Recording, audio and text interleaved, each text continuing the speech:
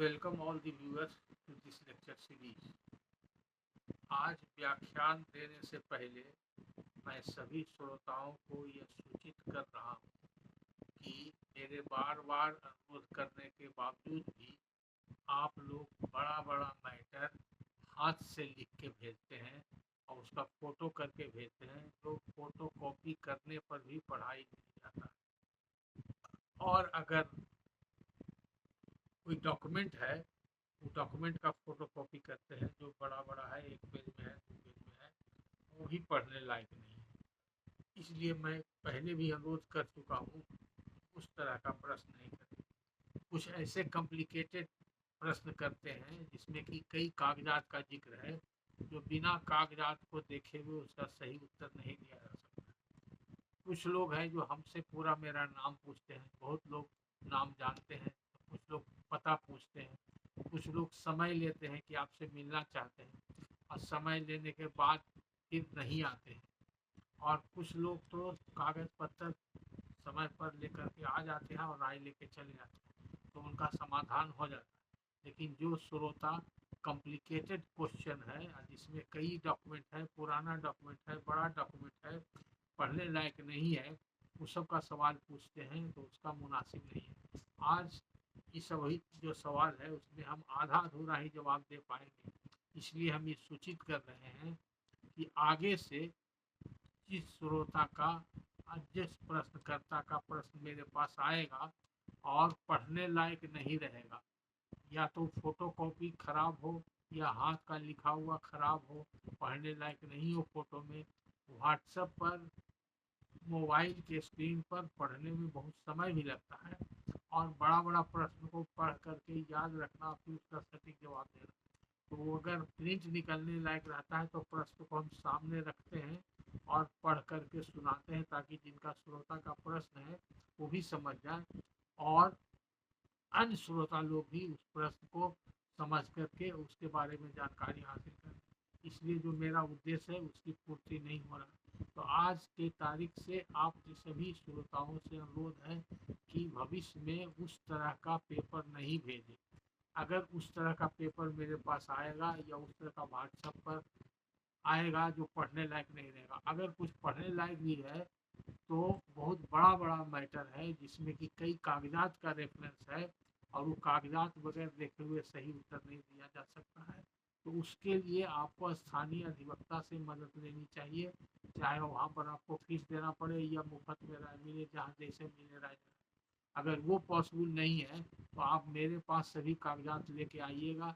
कागजात लाने के पहले मेरे से समय लीजिएगा और समय लेकर के मेरे पास आइएगा, तो कंसल्टेशन चार्ज लगेगा, सभी लोग को बता दिया गया।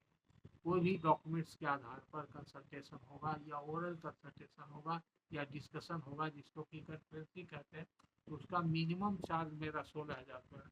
ये सभी श्रोताओं को मालूम है, और जिनको वस्तुतः समस्या का समाधान नहीं हुआ है व्हाट्सएप से या बगैर आए हुए, तो उन लोगों ने आ करके हमारे पास पेपर दिखा करके अपने समस्या का समाधान किया। इसलिए अगर बहुत सारे श्रोता जिनका प्रश्न हम टच करेंगे और जवाब नहीं देंगे, इसका मतलब ये है कि वो जवाब अभी नहीं दिया जा सकता। और अगर कुछ श्रोता का कागजात मेरे पास भेजे व्हाट्सएप पर और उसका जिक्र मैंने नहीं किया है, तो आप लोग सब समझ जाइए कि अब उसका जवाब नहीं आएगा और वो सब मैटर को अब व्हाट्सएप से डिलीट कर दिया जाएगा। आइंदे से छोटा सवाल और सटीक सवाल जो बहुत ज़रूरी है वही पूछिएगा, और बड़ा बड़ा सवाल पूछिएगा। तो बड़ा बड़ा सवाल पूछने के लिए जो ज़रूरी है उसको टाइप होना चाहिए, और टाइप कर करके बढ़िया से हिंदी या अंग्रेजी में टाइप करके व्हाट्सएप पर भेजिएगा। और टाइप किया हुआ अगर साफ है तब उसका फ़ोटो भेजिएगा, तब फ़ोटो भी साफ है, ताकि हम ठीक से पढ़ सकें। तो बड़ा सवाल रहेगा तो सामने पढ़ करके रख करके तभी जवाब दिया जाए। इसी क्रम में सबसे पहले हम एक सवाल लेते हैं। ये खुद एक वकील हैं, इनका नाम है, अभी देखिए हमको हाइलाइटर लगाना पड़ा, प्रिंट निकाला हुआ है, प्रिंट निकाल के हम पढ़ रहे हैं, हम नहीं पढ़ सकते हैं पूरा, नाम पढ़ने में दिक्कत हो रही है, उसको हमने हाइलाइटर लगाया है। आप टेबल लैंप लगा के हाइलाइटर लगा करके उसके बाद मैग्नीफाइंग ग्लास लगा रहे हैं, तब हम पढ़ रहे हैं। ये है मोहम्मद जानेसर अख्तर, मुजफ्फरपुर साहेबगंज। इनका प्रश्न है, बहुत कोशिश किया पढ़ने का, लेकिन पढ़ा नहीं जाता, फिर भी हम कोशिश कर रहे हैं। सर मेरी प्रॉब्लम ये है कि हमारे एक एक राम जानकी मठ केसरिया के नाम से जाना, क्या है, केसरिया के नाम से जरूरी जो धार्मिक न्यास बोर्ड पटना में रजिस्टर्ड है, और जब 1962 में मुजफ्फरपुर साहेबगंज ब्लॉक में जब रिविजनल सर्वे हुआ, तो जो जमीन जोतता था उनके नाम से भी शिकमी खाता खुल गया, जिसका अलग से शिकमी खतियान खाता और खसरा मिला हुआ है, और उसमें से कुछ जमीन को मठ के सवैत ने धार्मिक न्यास बोर्ड पटना से अनुमति लेकर मठ में दुकान और कर्ज देने के लिए 60 क्या लिखे हैं, देने के लिए 32 डिसमिल बेच दिया है, और उस जमीन को शिकमीदार से भी हम लोगों ने खरीद लिया है। उसका दखल कब्जा 198 1987 में हो चुका है। अब हम उस जमीन पर दुकान बना सकते हैं।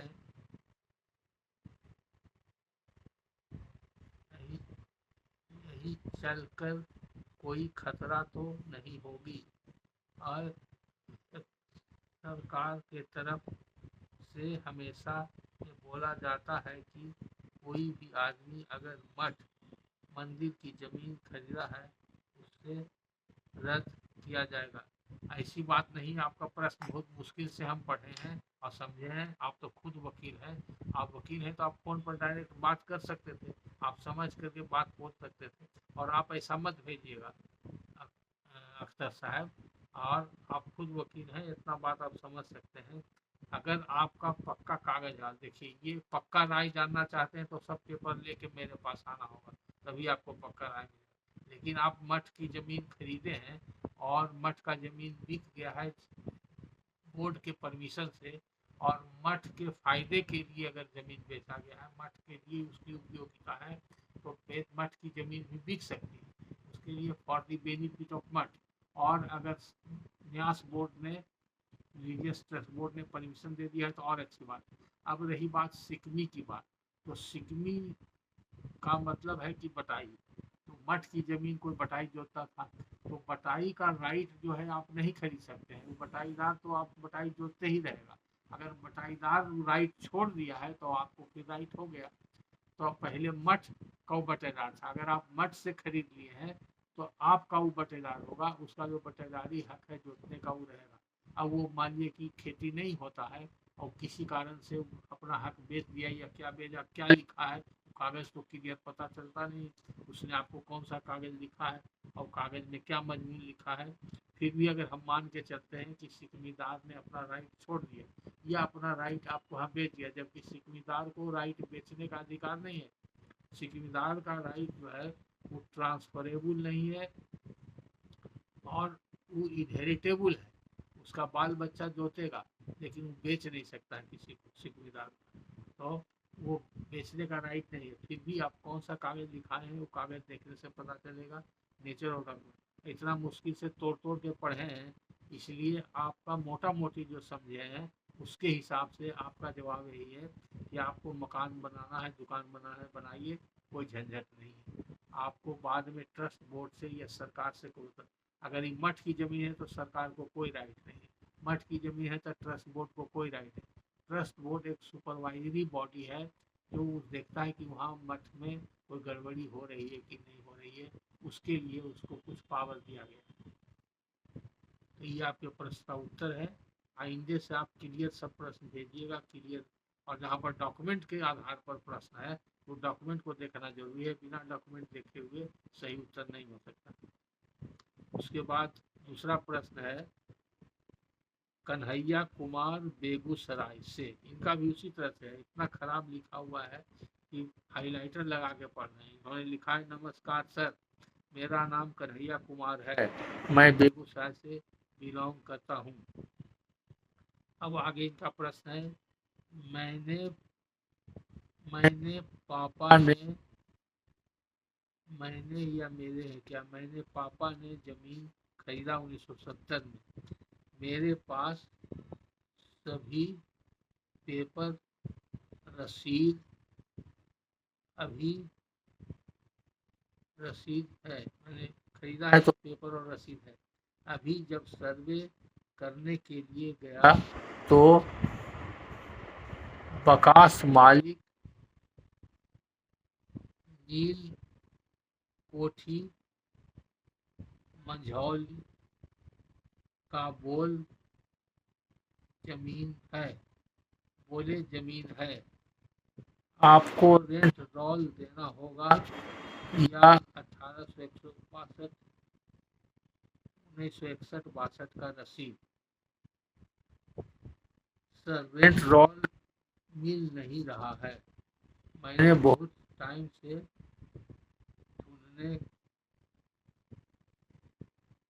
बोलते हैं, रिकॉर्ड रूम में नहीं है। मेरा पेपर सर्वे में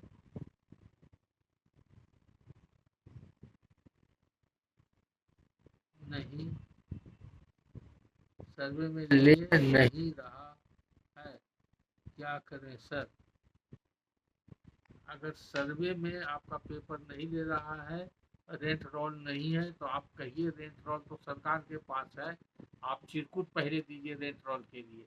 अगर चिरकुट खारिज हो जाता है तो उसका नकल लेकर रखिए और राइट टू इन्फॉर्मेशन में पूछिए, सूचना के अधिकार में पूछिए कि आपके पास है कि नहीं। तो सरकार को रखने का उत्तरदायित्व है। अगर सरकार के पास नहीं है तो उसके लिए आप दोषी नहीं है।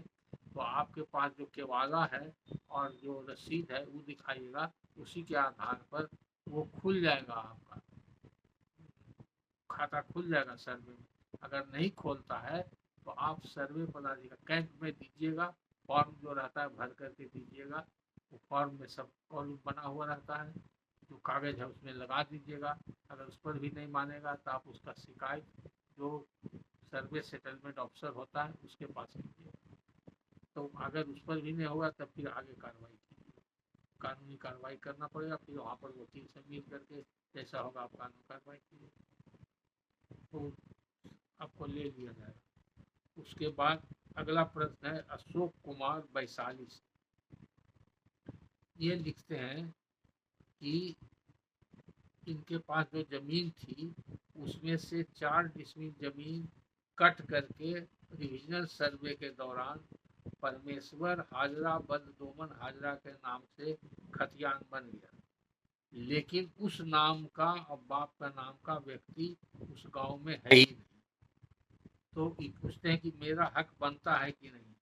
तो आपका जमीन पुराना सर्वे में था, तो पुराना सर्वे खतियान, उसका रसीद कटता था तो रसीद और कब्जा का कोई अन्य प्रमाण जो भी है वो सब लेके दिखाइएगा और ये बताइएगा कि उस गांव में उस नाम का कोई व्यक्ति नहीं है, तो आपके नाम से खाता खुलेगा, आप ही का वो जमीन रह जाएगा। फिर कहते हैं 2018 में दूसरा ने कब्जा कर लिया। अब इनका कहना है कि परमेश्वर हाजरा भी अब नहीं है, उसके जगह पर दूसरा आदमी कब्जा कर लिया है और वो कोई फर्जी दस्तावेज से कहता है कि हम परमेश्वर हाजरा के भतीजा हैं, दावा करता है। तो दावा करता है तो कहाँ दावा करता है, बहुत बार इस पर हम जवाब देते हैं। आप लोग सीधे कहते हैं दावा करता है। दावा करता है तो कोई कोर्ट में किया होगा, कोई केस में किया होगा, कोई पिटिशन में किया होगा, तो कोर्ट का मैटर हो गया, केस का मैटर हो गया, तो आपको वकील से मिलना चाहिए, तो उसका दावा वाला पिटिशन देना चाहिए। ऐसे सड़क पर दावा करता है तो आप भी जहाँ पर दावा करता है वहाँ चार देगा, आप भी कहेगी तुम्हारा नहीं है, तुम्हारा नहीं है, जाओ दावा करो, हवा में तुम्हारा दावा है, चीज मेरा है। तो ये ऐसा प्रश्न नहीं करना चाहिए, बार बार आप लोग को मना करते हैं। और इसका दावा करता है तो उसका हम क्या करें, उसका मुंह बंद कर देंगे। दावा करता है तो गलत दावा करता है, कोई जाली कागज है तो कोर्ट में जाएगा, आपको टाइटल मुकदमा करना पड़ेगा। जाली फरेबी कागज है तो आप टाइटल मुकदमा कीजिए, टाइटल के लिए वहाँ पर वकील के पास जाइए, अपना सब कागज दिखाइए। अगर आपका जमीन पहले से था, आपका खतियान में नाम था, या आपके पास केवाला था, या आपके नाम से रसीद था और कब्जा का और कोई सबूत है, तो उसी से डिविजनल सर्वे में कटा, तो उस समय आप उसने क्यों नहीं ऑब्जेक्शन किया, तो इसका जवाब देना पड़ेगा। ये सब कागज दिखाइएगा, आप कहाँ रहते थे, क्या करते थे, इस समय सर्वे हुआ, आप गांव में थे कि बाहर थे, आपको मालूम नहीं था, और सर्वे हुए कितना दिन हो गया डिविजनल सर्वे का, तो टाइटल शूट अब क्यों कर रहे हैं, तो बहुत सारा प्रश्न खड़ा होगा, तो आपको कोर्ट में केस करना पड़ेगा। अगर आपका कब्जा है तो उस व्यक्ति को जमीन पर चढ़ने नहीं दीजिए, वो कोर्ट में केस करेगा तो उसका दावा कमजोर पड़ेगा, तब उसमें आप जवाब दीजिए। आप कब्जा बरकरार रखिए, और रसीद कट रहा है तो कटाते रहिए, तो आपका चीज है, आपका हक है, हक तो आपका पहले से है, तो आप ही का हक होगा, दूसरा का नहीं होगा। कोई जाली कागज के आधार पर या गलत आदमी के नाम पर खतियान बन गया तो उससे आपका हक खत्म नहीं होता, लेकिन ये हक और हकीकत का बात टाइटल मुकदमा में सिविल कोर्ट ही देख सकता है।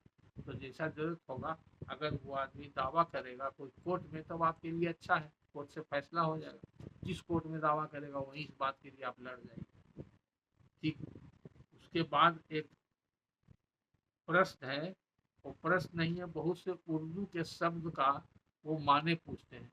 कोई डीड में, कोई वसीका में, कोई केवाला में, या किसी प्रकार का डीड होता है, दस्तावेज होता है, उसमें बहुत सा अरबी और फारसी का वर्ड रहता है, इसको आम बोलचाल की भाषा में लोग उर्दू बोलते हैं। उर्दू तो इंस्क्रिप्ट है, लेकिन एक्चुअली भाषा अरबी और फारसी है। उर्दू लिखने का तरीका है, जैसे हम लोग का हिंदी बोलते हैं, तो वो है देवनागरी भाषा, और स्क्रिप्ट देवनागरी है, और बोलते हैं हिंदी भाषा है। तो स्क्रिप्ट देवनागरी में जो लिखते हैं हम लोग, उसी तरह से अरबी फारसी को उर्दू में लिखा जाता है। तो उर्दू एक तरह का स्क्रिप्ट है। तो इनका नाम है रवि रंजन कुमार। हालांकि इन्होंने नाम नहीं लिखा था, लेकिन इनका जो व्हाट्सएप है उस पर हम स्टेटस में जा करके इनका नाम पता किए, तो उसी में लिखा हुआ है रवि रंजन कुमार। अभी कौन रवि रंजन कुमार है और कहाँ के हैं नहीं कह सकते हैं, लेकिन रवि रंजन कुमार को एक एडवोकेट भी हैं जो पहले फ़ोन करते थे। अगर वही एडवोकेट हैं तो कोई बात नहीं है, लेकिन आपसे फिर अनुरोध है, आप सभी श्रोता से अनुरोध है कि जिनका आइडेंटिटी नहीं पता चलेगा, जिनका नाम और पता और पेशा नहीं रहेगा, अब उनके प्रश्न का भी हम जवाब नहीं देंगे। तो सबसे पहला काम है आपको अपना नाम, पता और पेशा। पता में पूरा पता नहीं लिखिए, आप कौन जिला से हैं, कहाँ से कर रहे हैं, आप ही दीजिए। और दूसरा जानकारी के लिए यहीं पर ये भी बताते हैं कि हमसे बहुत सारे लोग मेरा नाम पूछते हैं, तो व्हाट्सएप पर मेरे यूट्यूब चैनल पर सारा एड्रेस दिया हुआ है। फिर भी सभी श्रोताओं के सुविधा के लिए हम एक बार फिर बताते हैं, मेरा पूरा नाम राजकिशोर प्रसाद सिंह है, शॉर्ट में लोग RKP सिंह कहते हैं। और ये चैनल जिस पर आप सुनते हैं, आप लोग अगर सब्सक्राइब किए हुए तो मालूम होगा, जो सब्सक्राइब नहीं किए वो लोग सब्सक्राइब कीजिएगा, लाइक कीजिएगा, और इसको शेयर भी कीजिएगा। तो चैनल का नाम है अवेयरनेस ऑफ लीगल फ्रेटर्निटीज।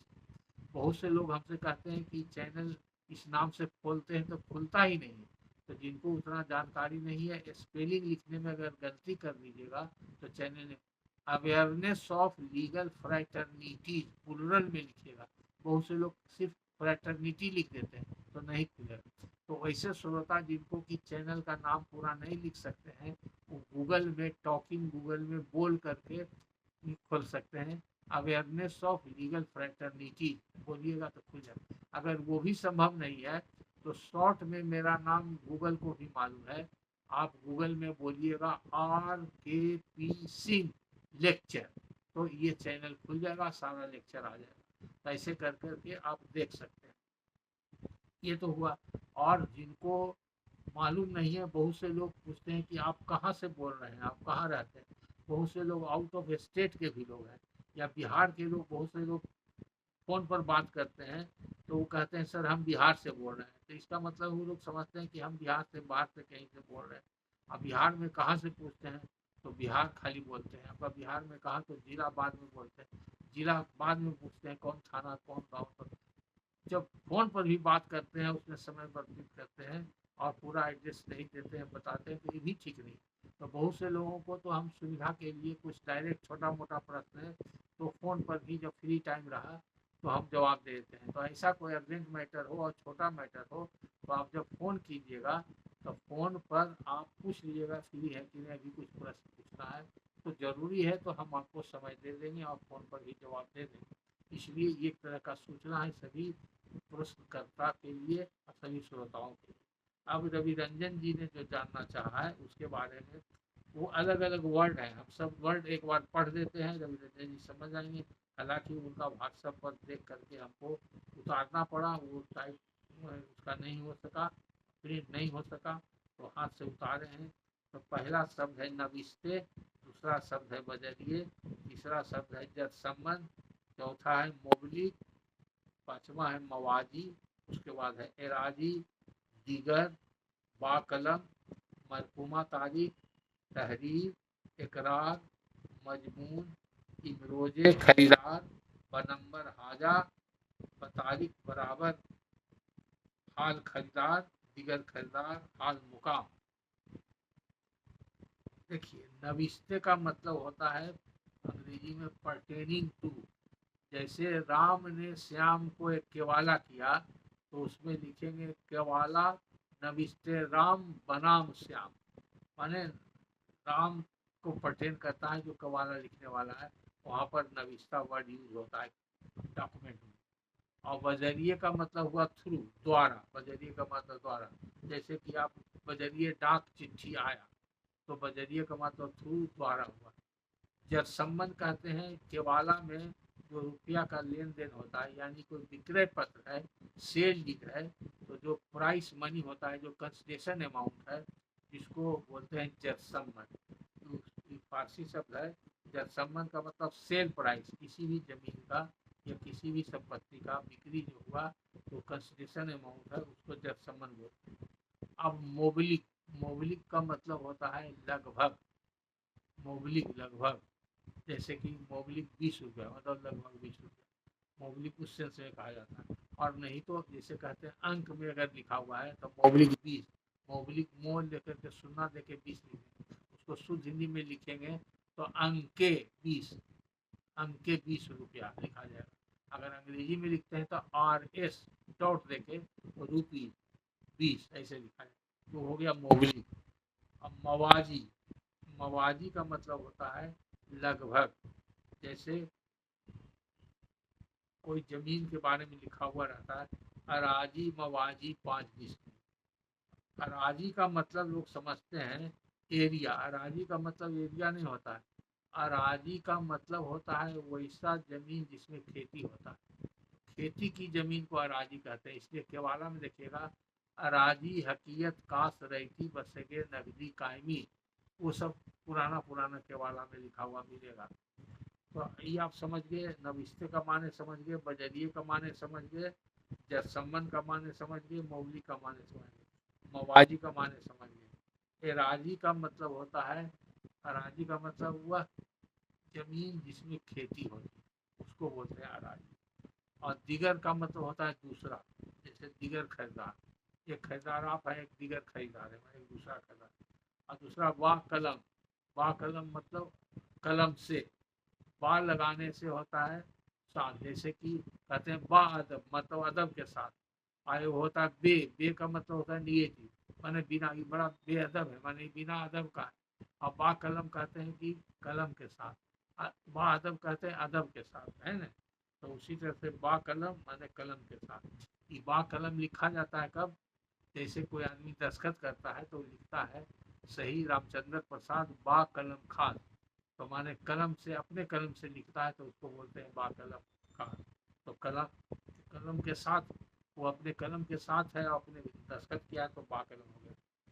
मरकुमा तारीख, मरकुमा तारीख होता है कोई डॉक्यूमेंट जो लिखा जाता है, तो date of document, date of document को कहते हैं मरकुमा तारीख। और तहरीर, तहरीर का मतलब होता है जिस दिन वो डॉक्यूमेंट स्क्राइब हुआ, जिस दिन लिखा गया, माने डॉक्यूमेंट लिखने का तारीख। तहरीर तारीख उसी को बोलते हैं लिखने की तारीख, और मरकुमा तारीख मतलब डेट, तारीख क्या हुआ। अब इकरार, इकरार का मतलब होता है एडमिशन।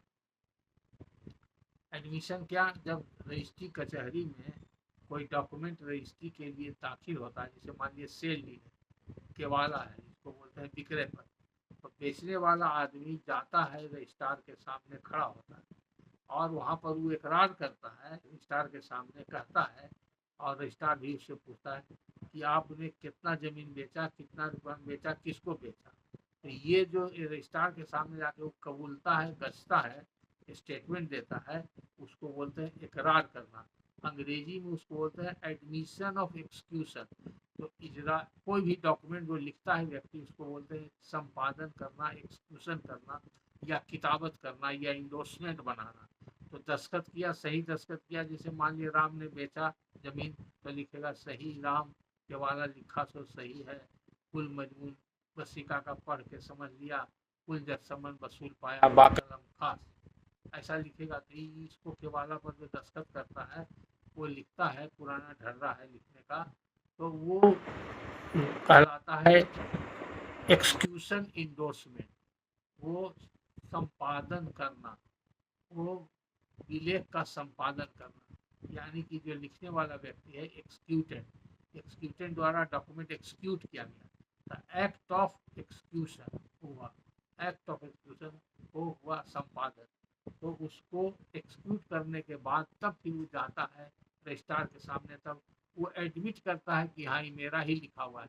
तो रजिस्ट्रार के सामने एडमिशन ऑफ एक्सक्यूशन होता है, यानी कि हमने कागज लिखा है, इसका वो गछता है, जाके कबूल करता है, कबूलनामा, तो उसी को बोलते हैं इकरारनामा। वही इकरार करना माने कबूल करना। मजमून का मतलब हुआ कंटेंट्स, उसका पूरा जो लिखा हुआ है टू जेड वसीका में, सब मिला करके उसका मजमून कहलाता है। उसका जो हुआ विषय वस्तु क्या लिखा हुआ है, वो सब मजमून कहलाता है।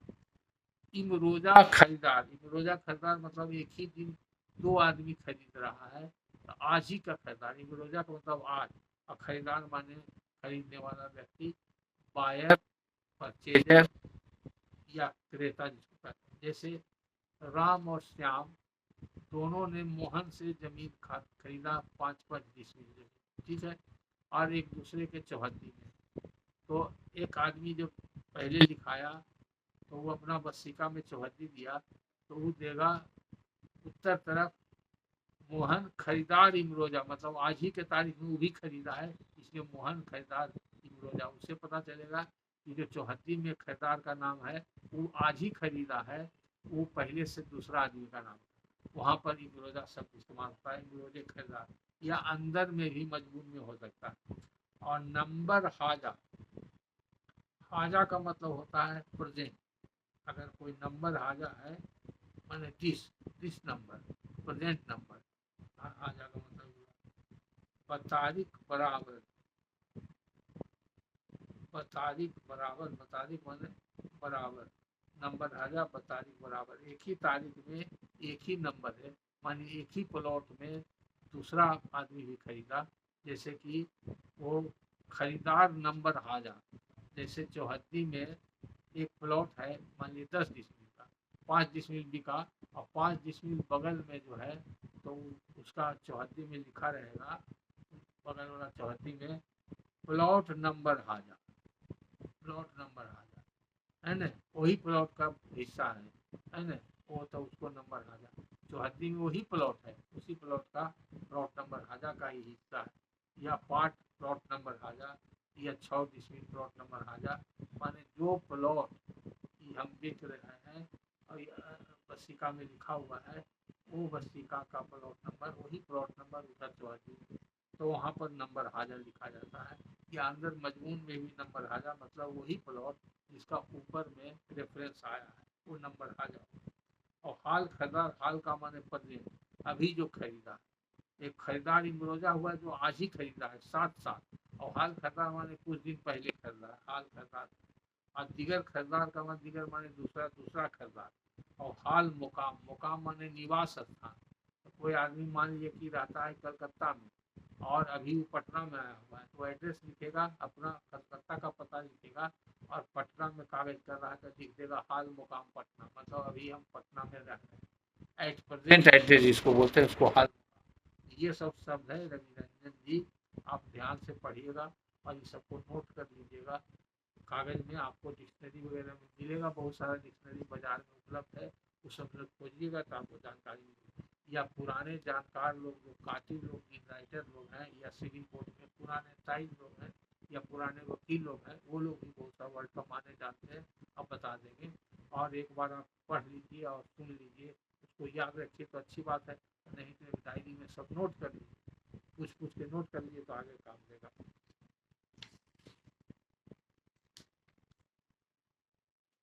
इसके बाद जो प्रश्न करने वाले हैं, इनका नाम और पता कुछ नहीं पता चलता, लेकिन एक ही चीज है इन्होंने लिखा है, वो पता चला। हेलो सर, प्रणाम सर।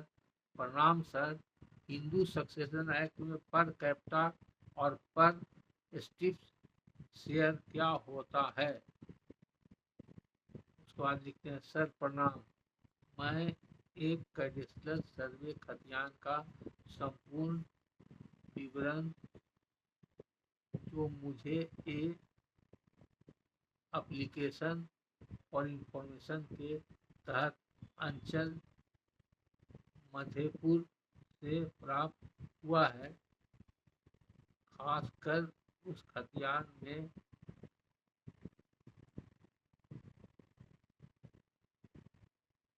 दर्ज जमींदारी विवरण की व्याख्या सरल भाषा में समझाया जाए। धन्यवाद। देखिए, आपका ये प्रश्न का जवाब नहीं दिया जा सकता है, इसलिए कि जो दोनों आपने फोटो कॉपी भेजा है वो फोटो कॉपी एकदम ब्लैंक है, और उस पर हाइलाइटर लगा के और मैग्नीफाइंग ग्लास लगाने के बाद भी नहीं होता है, इसलिए आपका जवाब नहीं दे सकते हैं। हाँ, आपका पर कैपिटा पर स्ट्रिप का बात दे सकते हैं। आप कौन है तो बताएंगे, अगर आप वकील हैं तभी आप समझ सकते हैं, अगर आप वकील नहीं हैं तो आपको नहीं समझ सकते हैं। और ये हिंदू सक्सेशन एक्ट का सेक्शन है, उस सेक्शन जा करके देखिए, सेक्शन 18 में लिखा हुआ है, पर कैपिटा पर स्ट्रिप के बारे में लिखा हुआ है। उसका सीधा माने ही है कि जैसे एक आदमी है, उसका एक बेटा है, एक पोता है, एक परपोता है, तो एक लाइन में आ गया ऊपर से नीचे, परदादा से लेकर परपोता तक, तो वो एक स्ट्रिप हो गया, स्ट्रिप मतलब एक पट्टी बन गया। अब मानिए 4 भाई है, तो चारों भाई का बेटा पोता है, तो 4 पट्टी हो गया, है ना, तो चारों का वो स्ट्रिप हो गया। तो जब खानदान में बंटवारा होगा चारों भाई में, तो एक पट्टी को मिलेगा, तो एक पट्टी को मिलेगा तो जितना उसमें आदमी है सबको मिल जाएगा। तो पुराना कानून में, हिंदू लॉ में, वो पर स्ट्रिप बंटता था, लेकिन जब 56 का कानून आ गया, हिंदू सक्सेशन एक्ट, तब पर कैपिटा बनता है, वो नीचे नहीं जाता है। जिसके बीच में बंटवारा हुआ तो वहीं रुक जाता है, और उसके जिंदगी के बाद वो फिर नीचे जाता है। वो जब तक जिंदा रहेगा उसी का माना जाएगा, वो सेपरेट प्रॉपर्टी माना जाएगा। तो पुराने कानून में जो था हिंदू लॉ में, ये चेंज आ गया है। अब पर कैपिटा होता है, यानी कि अगर ए और बी 2 भाई है, और दोनों भाई को बेटा और पोता है, अपर पोता है, और उसके बीच में बंटवारा हुआ, ए और बी के बीच में बंटवारा हुआ, तो वो बंटवारा से ए को मिला और उसके नीचे वाले को नहीं मिलेगा, उसके नीचे वाले को उसी का हो जाएगा। वो बाद में वो जब मर जाएगा तब उसको मिलेगा, या कोई उसके घर में पैदा हो गया तो वो फिर ज्वाइंट फैमिली प्रॉपर्टी कंस्टिट्यूट हो जाएगा, तब उसको मिलेगा। तो पर स्ट्रिप का मतलब है कि ऊपर से नीचे तक सबको मिलता है, जो पुराने कानून में था। और नए कानून में पर कैपिटा होता है, वो नीचे नहीं जाता, ऊपर ही रुक जाता है, इसी को पर कैपिटा पर स्ट्रिप बोलते हैं। अगर सक्सेशन एक्ट पढ़िएगा और ओल्ड हिंदू लॉ पढ़िएगा तो समझ में आएगा, अगर आप वकील हैं तो समझ आइए, और नहीं तो फिर किसी सीनियर वकील से जाके पूछिए तो समझिएगा। उसी तरह से एक और प्रश्नकर्ता है, नजीर, NAZIR, नजीर भी हो सकते हैं, नाजिर भी हो सकते हैं। ये कहाँ से है और क्या करते हैं ये सब कुछ नहीं लिखे हैं। इन्होंने भी लिखा है, बहुत कॉम्प्लिकेटेड क्वेश्चन लिखा है, कई तरह का इसमें डॉक्यूमेंट का जिक्र किया है, और वो सब को बगैर डॉक्यूमेंट को देखे हुए इसका राय नहीं दिया सकता है। इसलिए आपसे नजीर जी सलाह है आपको कि आप सारा पेपर ले करके अपने स्थानीय अधिवक्ता से मिलकर राय लीजिए तो सही होगा। हम आपका राय नहीं दे सकते हैं, बिना पेपर देखे हुए सब गलत होगा।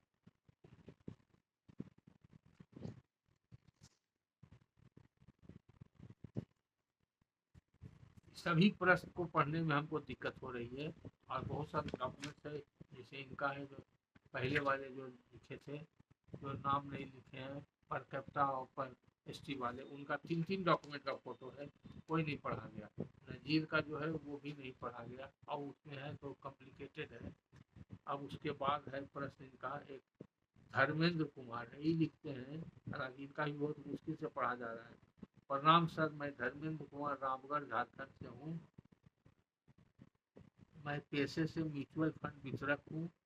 सर्वप्रथम आपको सहृदय साधुवाद कि मुझे भूमि विषयक पहलुओं को समझने में आपके लेक्चर सीरीज से सहयोग मिला।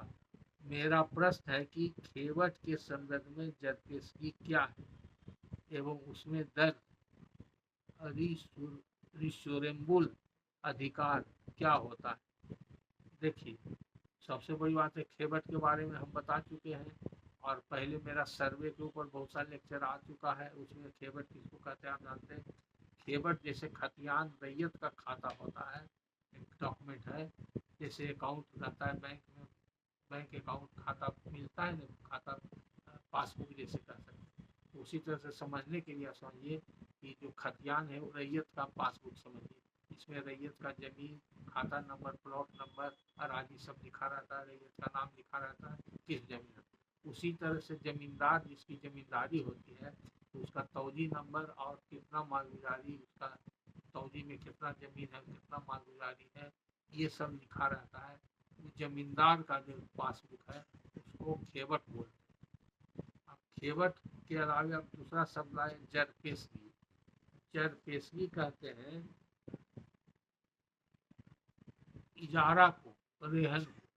अगर जमींदार ने अपने जमींदारी को किसी के यहाँ जरपेशगी दे दिया, तो बाद में अगर सर्वे आया या दूसरा खेवत बना या उसका म्यूटेशन हुआ, जरपेशगीदार का नाम उसमें हो सकता है। लेकिन बाद में जो आप लिखे हैं वो वर्ड रिश्योरेबल अधिकार, ये वर्ड सही नहीं है, गलत है।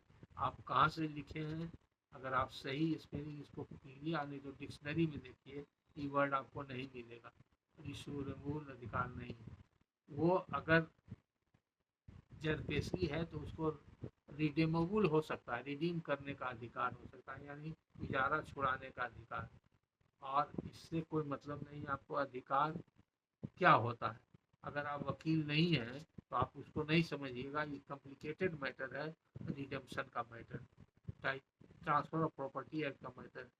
और फिर लिखते हैं जरपेशगी को विस्तार से पहलू को समझाने को, तो आपको समझा करके हम क्या करेंगे, आप समझ के क्या कीजिएगा। ये तो अच्छे अच्छे वकील को भी पूरी जानकारी नहीं होती है, ट्रांसफर ऑफ प्रॉपर्टी एक्ट इतना कॉम्प्लिकेटेड विषय है, और भी जो कागज़ आप जिसके बारे में पूछ रहे हैं वो कागज़ वगैरह देखे हुए वो समझाना मुश्किल है, और जो वर्ड आप लिखे हैं वो गलत है वर्ड। इसलिए आपका प्रश्न का भी आधा अधूरा ही जवाब है। आधा अधूरा जवाब ये है कि जरपेशगी माने इजारा होता है, और खेवट होता है जो जमींदार का डॉक्यूमेंट होता है, उसका दूसरा पहलू से कोई मतलब। जैसे जमीन का इजारा होता है तो इजारा करने वाला व्यक्ति छुड़ा सकता है, उसी तरह से जमींदारी बिकती थी, जमींदारी का इजारा भी होता था, जमींदारी का पट्टा भी होता था, कोई मुकर्री भी लगा सकता था, इजारा भी था। तो जिसको हकीयत मिल्कियत बोलते हैं या प्रोप्राइटरी राइट भी बोलते हैं, उसको करते हैं। उसके बाद फिर आपने एक और लिखा है, प्रश्न में प्रश्न मिला दिया है, रजिस्ट्रार ऑफ एश्योरेंस कोलकाता का बिहार झारखंड में प्रकाश। ये सब एक चीज़ है, क्या प्रकाश डालें। आप कोई लॉ के स्टूडेंट है कि आपको समझाने की परीक्षा देने जा रहे हैं, ये सब वाहियात प्रश्न है जिसका कि कोई मतलब नहीं। आपको जो मतलब है वो डायरेक्ट प्रश्न पूछना चाहिए कि पहले का आपका देखिए, हम अंदाज से और अनुभव से बहुत सारी चीज़ समझ के जवाब दे देते हैं। आपका नियत क्या है वो हमको समझना ज़रूरी है, आप किस नियत से पूछ रहे हैं प्रश्न जानना ज़रूरी है। लेकिन वो आप नहीं खुल के बोलना चाहते, लेकिन हम अंदाज से समझते हैं कि आप ये जानना चाहते हैं कि बिहार और झारखंड का ज़मीन का रजिस्ट्री कलकत्ता में होगा कि नहीं होगा। जो ज़मीन का, जहाँ पर ज़मीन जायदाद का रजिस्ट्री होता है, रजिस्ट्री ऑफिस निबंधन कार्यालय, वहाँ जो रजिस्ट्रार बैठता है, वो रजिस्ट्रार को रजिस्ट्रार ऑफ एश्योरेंस कहा जाता है। वो निबंधन रजिस्ट्रार है, और रजिस्ट्रार जैसे सब डिवीजन में जो बैठता है वो सब रजिस्ट्रार कहलाता है, अवर निबंधक। और डिस्ट्रिक्ट में जो बैठता है वो डिस्ट्रिक्ट सब रजिस्ट्रार कहलाता है, जिला अवर निबंधक। और सबसे ऊपर जो रजिस्ट्रार होता है जिला में, वो कलेक्टर खुद होता है, उसको बोलते हैं डिस्ट्रिक्ट रजिस्ट्रार। लेकिन कलेक्टर के यहाँ जमीन रजिस्ट्री के लिए जाता नहीं। जब कोई विवाद होता है सेक्शन 36 में, सेक्शन 72 में, सेक्शन 73 में, रजिस्ट्रेशन एक्ट के अंदर, जिसको बिलजवरिया रजिस्ट्री बोलते हैं, तब उस सब का मैटर फिर जाता है कलेक्टर के पास जाता है। और कलेक्टर के ऊपर जो होता है डीआईजी रजिस्ट्रेशन होता है, फिर उसके बाद आईजी रजिस्ट्रेशन होता है। ये सब एआईजी रजिस्ट्रेशन होता है, एआईजी कमिश्नरी में बैठता है, और डीआईजी पटना में होता है, हेडक्वार्टर में होता है, या आईजी रजिस्ट्रेशन उस सब का हेड होता है। तो सबका अलग अलग अधिकार दिया हुआ है। तो पहले का नियम जो था बिहार में 91 के पहले रजिस्ट्रेशन एक्ट के हिसाब से, जो कलकत्ता का जो रजिस्ट्रार होता है वो कलकत्ता को बोलते हैं प्रेसिडेंसी टाउन। तो पूरे इंडिया में अंग्रेजों का जो कानून बनाया हुआ इंडियन रजिस्ट्रेशन एक्ट बहुत पुराना कानून है। तो प्रेसिडेंसी टाउन में वहाँ पर बाहर के बहुत लोग रहते हैं, जैसे कलकत्ता, बॉम्बे और मद्रास, ये तीनों प्रेसिडेंसी टाउन कहलाता है। और इस तीनों शहरों में बड़ा शहर माना जाता है, पुराना शहर में बड़ा शहर। तो हर कास्ट के और हर जगह के लोग, पूरे इंडिया के लोग वहाँ रहते हैं, और सब लोग को वहाँ पर ज़मीन का जो खरीद बिक्री का जरूरत पड़ता है। तो मान लीजिए कोई आदमी कलकत्ता में रहता है और उसका ज़मीन बिहार में, और कलकत्ता में उसको इमरजेंसी में बेचने का जरूरत हुआ, तो उसको बिहार आना पड़ेगा, जाना पड़ेगा, समय लगेगा। तो इस सब सुविधा को देखते हुए अंग्रेज ने, और उससे जो बिक्री होता है तो अंग्रेज सरकार का रेवेन्यू बढ़ता है, तो पब्लिक को भी सुविधा हुआ, अंग्रेज सरकार को आमदनी बढ़ेगा। इसलिए वो कानून बनाए हुए था कि पूरे इंडिया में कहीं का भी जमीन हो वो प्रेसिडेंसी टाउन में रजिस्ट्री हो सकता है। यानी कि कलकत्ता के रजिस्ट्रार को इंडिया के किसी भी जमीन का रजिस्ट्री करने का अधिकार है। उसी तरह से बॉम्बे वाले को भी था और मद्रास वाले को भी था। तो पहले रजिस्ट्री होता था, तब बहुत से लोग, खास करके कलकत्ता नजदीक पड़ता है, अब बिहार झारखंड जब एक राज्य था, तो यहाँ के बहुत से लोग जो है कलकत्ता जाके रजिस्ट्री करा रहते हैं। बहुत लोग कलकत्ता में रहते भी थे। तो जैसे जैसे यहाँ पर कानून बना, लैंड सीलिंग एक्ट आया और अर्बन लैंड सीलिंग एक्ट आया, उसमें जमीन बिक्री उक्री पर रोक लगने लगा। तो लोग चोरी चुपके से जा करके कलकत्ता में रजिस्ट्री लगाने, तो उससे सरकार को बहुत लॉस होने लगा। तो सरकार ने कानून में मरम्मत किया। अब पहले तो बिना मरम्मत के ऐसे ही रोक लगा दिया, अपना कार्यपालक आदेश से रोक लगा दिया कि बाहर नहीं रजिस्ट्री हुआ, रजिस्ट्री होगा तो उसकी हम मान्यता नहीं देंगे। और बाद में ज्योति बसु को, लालू यादव जब थे और वहाँ चीफ मिनिस्टर थे, ज्योति बसु, दोनों में अच्छा संबंध था, तो चिट्ठी से अनुरोध करके वहाँ पर ऑर्डर, ज्योति बसु भी एग्जीक्यूटिव ऑर्डर निकाल दिए। कानून में कोई तब्दीली नहीं हुआ, कानून आज भी वही है। आज भी कलकत्ता में पूरे इंडिया का रजिस्ट्री हो सकता है, लेकिन बिहार का रजिस्ट्री नहीं हो सकता है, क्योंकि बाद में कानून बदल गया, कानून में मरम्मत हो गया। अब जो है, जो जमीन जिस जिला में है उसी जिला के अंतर्गत उस जमीन का रजिस्ट्री होगा। उसके बाद फिर यहाँ पर एक कानून और था, उसको भी बदल दिया गया। वो कानून था कि अगर आपको 2 जिला में जमीन है, तो दोनों जिला का जमीन थोड़ा थोड़ा उसमें मिला दीजिएगा, तो आपको 2 में से कहीं भी आप उसका रजिस्ट्री करा सकते हैं। तो इसका भी लोग नाजायज़ फ़ायदा उठाने लगे। पटना में क्या हुआ कि पटना में बहुत रजिस्ट्री का खर्चा लगता था, और नाजायज़ ढंग से लोग ज़मीन बेच रहा था, खासकर बिल्डर लोग और कोऑपरेटिव सोसाइटी वाले, लैंड माफिया लोग, साधारण साधारण किसान लोग का सस्ता में ज़मीन खरीद रहा था, उन्हें बोलने में एग्रीमेंट करा के ले लेता था। तो पटना में उस सब में कुछ रोक लगा हुआ था। तो वो लोग क्या करता था, हाजीपुर का दियारा का 1 डिसमिल बालू गुप्त जमीन दे दिया, 2 डिसमिल दे दिया और हाजीपुर में जाकर रजिस्ट्री करा लेता था। पटना का जमीन मानिए 1 करोड़ का और 1 डिसमिल जमीन हुआ का 1 लाख या 10,000 रुपया दे करके लिखा लेता। इस तरह से होने लगा तो उसको भी कानून में बंद कर दिया गया। अब हो गया कि जो जमीन जिस जिला में रहेगा उसी जिला में जिला निबंधन कार्यालय में या जिस सब डिवीजन में है उस सब डिवीजन के निबंधन कार्यालय में उसका रजिस्ट्री होगा। तो आज के तारीख में झारखंड की क्या स्थिति है, बिहार का ही कानून झारखंड में लागू होता है। झारखंड अगर अलग से कानून बनाया हो तो अभी उसकी हम जानकारी नहीं है, आप वहाँ के स्थानीय वकील से पूछेगा। लेकिन अगर पुराना कानून जो बिहार का है वही झारखंड अपना लिया है, ज़्यादातर कानून झारखंड वही अपना लिया है।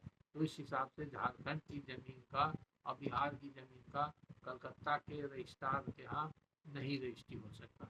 यही आपका प्रकाश डालने का आपने जो कहा है कि वही प्रकाश डाल रहे हैं, यही विस्तृत है, इससे ज़्यादा जानकारी की आपको ज़रूरत नहीं है। अब उसके बाद का प्रश्न है कि नाम नहीं लिखते हैं, लिखते हैं गुड मॉर्निंग सर, सर आपसे मिलना है, कुछ पेपर दिखाकर समझना है। उसका अच्छी लिखते हैं नीलहा ठेकेदार खेवट नंबर 1 बकास भूमि लैंडलॉर्ड हरिहर मिश्रा खेवट नंबर 1 मौजा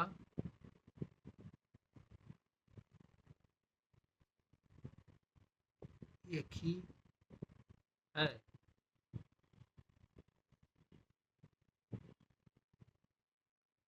किसका राइट होगा? ये आपका भी प्रश्न इतना फेंट लिखा हुआ है कि हाइलाइटर और मैग्नीफाइंग ग्लास लगाने पर भी नहीं बढ़िया से पढ़ रहे हैं। सर विनती है आपसे जानने का, तो आपका जानने का है तो ऐसा ऐसा प्रश्न कीजिएगा और ऐसे भेजिएगा तो आपको कितना दिक्कत होगा आपको। तो पहली बात है कि नीलहा ठेकेदार खेवट 1 है, बकास भूमि है लैंडलॉर्ड का, ठीक है। हरिहर मिश्रा खेवट नंबर 1, ठीक है। तो हरिहर मिश्रा का खेवट नंबर 1 है तो इसका माने उनका बकास उन्हीं का जमीन है। अब उसके बाद आप लिखते हैं मौजा एक ही हो, तो मौजा तो एक ही रहेगा, तो किसका राइट बनता है?